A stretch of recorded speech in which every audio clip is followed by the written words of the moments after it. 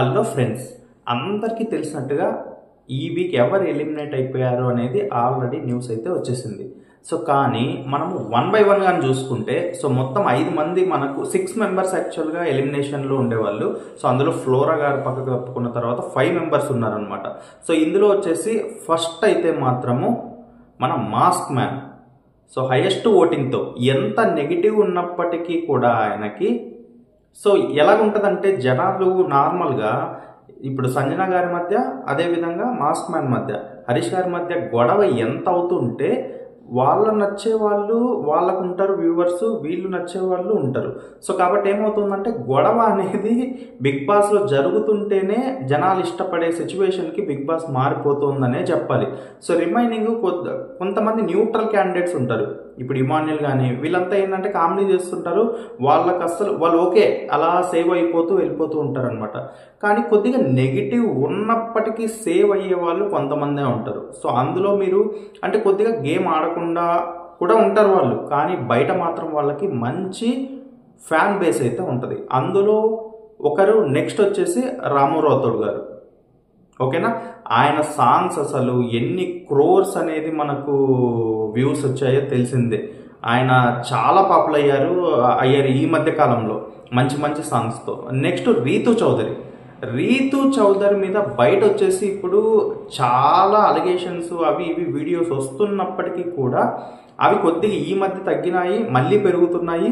So ఏది ఏమైనా కూడా బయట కొద్దిగా ఆమెను గుర్తుపట్టే వాళ్ళు ఉన్నారు, ఫ్యాన్ బేస్ అయితే ఆమెకు పక్కాగా ఉంది. సో కాబట్టి ఆమెకు కూడా ఎటువంటి డోకా లేదు. సో ఆమెను అభిమానించే వాళ్ళు ఉన్నారు కాబట్టి సేవ్ అయిపోతూ వెళ్ళిపోతుంది. నెక్స్ట్ వచ్చేసరికి మన పడాల కళ్యాణ్, ఈయన ఆర్మీ నుండి వచ్చాడు. ఈయనకు వస్తున్న నెగిటివిటీ ఇప్పుడు ఏంటంటే, ఈయనకు ఒక పాజిటివ్ వైబ్తో యాక్చువల్గా మనకు హౌస్లోకి రావడం జరిగింది.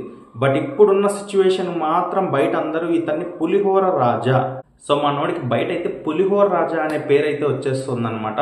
సో వాళ్ళ యాక్చువల్గా కళ్యాణ్కి సంబంధించి కొన్ని వీడియోస్, అంటే ఫ్యామిలీకి సంబంధించిన వీడియోస్ రీసెంట్గా చాలా ఛానల్స్ వాళ్ళు ఇంటర్వ్యూస్ చేస్తున్నారు. ఒక చిన్న విలేజ్ నుండి వచ్చారు ఆయన, వాళ్ళ పేరెంట్స్ ఏం మాట్లాడుతున్నారు అనేది కూడా చాలా కల్మషం లేని వ్యక్తులు అనమాట. సో ఇతను ఏంటంటే ఉన్న పాజిటివ్ ఇంప్రెషన్ మొత్తము నెగిటివ్గా మార్చుకుంటున్నాడేమో అనిపిస్తుంది.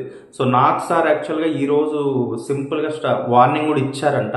సో ప్లస్ తనూజ కూడా యాక్చువల్గా మనకు ఆమె మాట్లాడుతోంది, కానీ ఒక జస్ట్ నార్మల్ వేలో చెప్తున్నారు.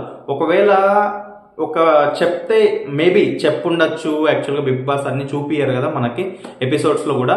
సో ఈరోజు నాకు సార్ చెప్పిన దానికైనా అర్థం చేసుకొని అతను మంచిగా బిహేవ్ చేస్తే మాత్రము నిలబడ్డము ఖాయం, లేదంటే మాత్రము నెక్స్ట్ వీక్ ఖచ్చితంగా ఎలిమినేషన్లో ఉంటే అతను చాలా డేంజర్లో ఉన్నట్టే. ఎందుకంటే రీతూ చౌదరి కావచ్చు, లేదా ఫ్లోరా అలాంటి వాళ్ళు వస్తే మాత్రము సేవ్ అయ్యే ఛాన్స్ ఉంటుంది. అంతేగాని ఇలాంటి స్ట్రాంగ్ కంటెస్టెంట్స్ వచ్చి మన కళ్యాణ్ గాని వచ్చాడంటే ఖచ్చితంగా ఎలిమినేట్ అయిపోతాడు. ఇప్పుడు బిగ్ బాస్ కూడా ఏంటంటే, ఇప్పుడు మంచి ఏదో కామనర్స్ ఎక్కువ ఉన్నారు, ఇప్పుడు వీళ్ళలో ఒకరొకరు వెళ్ళిపోతూ ఉన్నారు. సో ఈ రోజు వచ్చేసి మనకు ఫైనల్గా ఏంటంటే, అందరూ కోరుకున్నట్టుగా ప్రియా అయితే ఎలిమినేట్ అయిపోయింది. సో యాక్చువల్గా ఫ్లోరా ఉన్నప్పుడు కూడా ఫ్లోరాని సేవ్ చేసి ప్రియాని ఎలిమినేట్ చేయాలనే ప్లాన్లో చాలా మంది ఉన్నారనమాట. చాలా వీడియోస్లో కూడా మనకు అలాగే చెప్పేవాళ్ళు, కామెంట్స్ రూపంలో అలాగే చెప్పేవాళ్ళు, చాలా ఛానల్స్ నుంచి అందరూ అలాగే జరిగింది, ఏమనుకున్నారో అలాగే జరిగింది. సో సంజన గారి గురించి మార్నింగ్ ఒక వీడియో చేశాను ఆల్రెడీ. ఆమె ఎలిమినేట్ అవ్వలేదు, ఆమె ఎలిమినేట్ కాకుండా మళ్ళీ హౌస్లోకి అయితే వచ్చేసారు. ఆమె ఎలిమినేట్ కాకుండా హౌస్లోకి రావడానికి మాత్రము తనూజ అండ్ రీతూ చౌదరి చేసిన త్యాగం మాత్రం 100% సంజన గారు గుర్తుపెట్టుకోవాలి. ఎందుకంటే తనూజ గారు ఈ సీజన్ అంతా కాఫీ తాగకూడదు అనే కండిషన్ అనేది నాగార్జున గారు పెట్టడం జరిగింది.